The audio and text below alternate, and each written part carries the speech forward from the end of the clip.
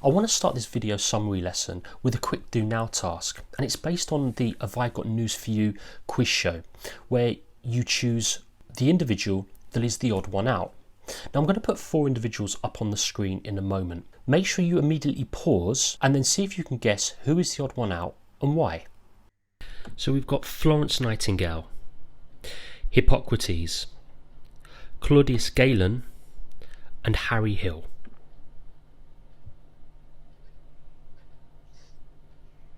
The odd one out is Florence Nightingale. Whilst Florence Nightingale was an inspirational nurse during the 19th century whose medical practice led to saving many lives during and after the Crimean War, the other 3 were, or still are, qualified doctors, including the comedian Harry Hill.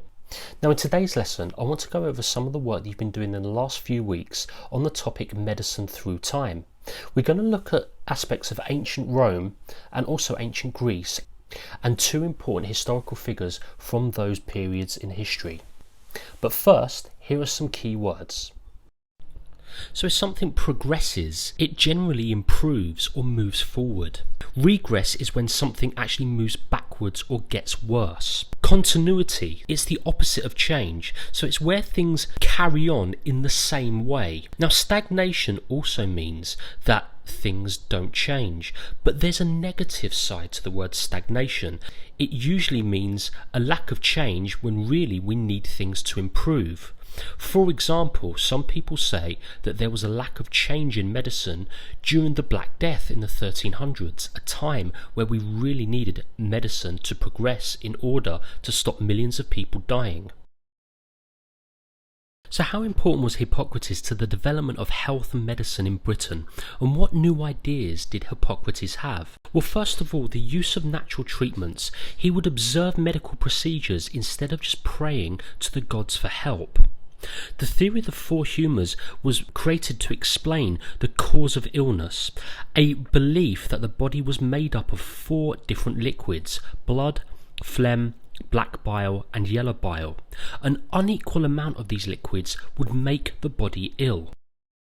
The Hippocratic collection of books was over 60 books written on symptoms, treatment and observations. Ancient Greek doctors were therefore able to share ideas. The Hippocratic oath was when doctors would swear to take care of their patients and not just make profit. Medical information of a patient would be kept private, so there would be no discussion of any embarrassing illnesses other than with the patient.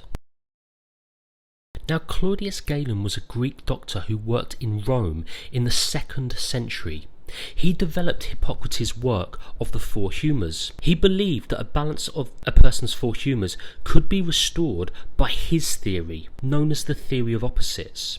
For example, too much phlegm is linked to water and cold. Therefore, you should heat hot peppers to restore that balance. Galen was also a surgeon and was interested in the working of the human anatomy. He could not dissect humans, so would perform dissections on animals instead, such as pigs, monkeys and dogs. Now, using Galen's theories of opposites, here are 4 different symptoms of illness. So we've got a chesty cough and a runny nose, a high temperature or fever, feeling depressed or in a bad mood, a migraine or a serious headache. Now, what type of treatment would you suggest? Have a look at the treatments that are about to appear on your screen. Here are 6 Roman treatments that you can choose from: chili peppers, cucumber, mustard seed, leeches, salt and prayer. So which one of these treatments would you use for those symptoms of illness? Now this is what a Roman doctor is likely to have decided. A cold or chesty cough and runny nose would have been too much phlegm humour, so therefore chili peppers for heat would have been thought to be the best cure. A high temperature or fever meant too much blood or yellow bile, so the patient will be given cucumbers to cool him or her down. Feeling depressed or in a bad mood was associated with too much black bile. Black was linked to mental illness, so the patient would be given mustard seeds to encourage them to vomit. A migraine or a serious headache was believed to be caused by too much blood or pressure in the head, so therefore they would be given leeches to take some of the blood out. Now, one of the surprising things about surgery during Roman times is just how advanced it seems for its time. Romans would perform surgery to remove tumours, even on the brain. They would drill a hole into the skull, which was known as trepanning. This practice was also used in the belief that it could let out evil spirits from the body.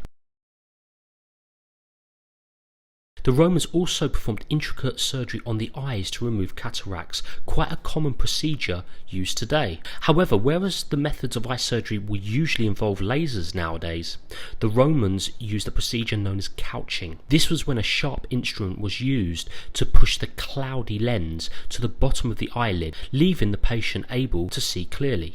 Now, throughout the Roman Empire, aqueducts were built to supply fresh water to the towns and cities. Sewers were built to take waste away from private houses and public toilets known as latrines. So therefore, people were given fresh water and they were kept clean. Public baths were built in almost every town and city. They helped to prevent fleas which could spread disease. Because the Romans had built long roads throughout Europe, they were able to have one big central government that controlled a large area of their empire. For example, the Romans could not only travel over Britain, but they were also organised in making a strong and healthy population through good public health.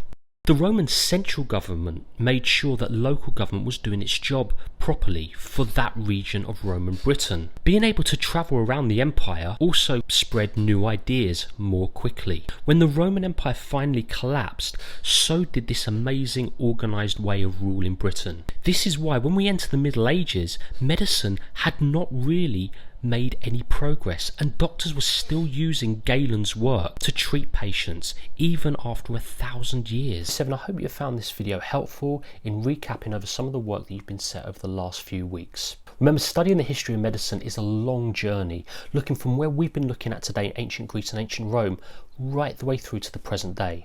So I'm going to try and make a follow-up video on medieval medicine and also Renaissance medicine. Until then, I hope to see you again soon, and stay safe.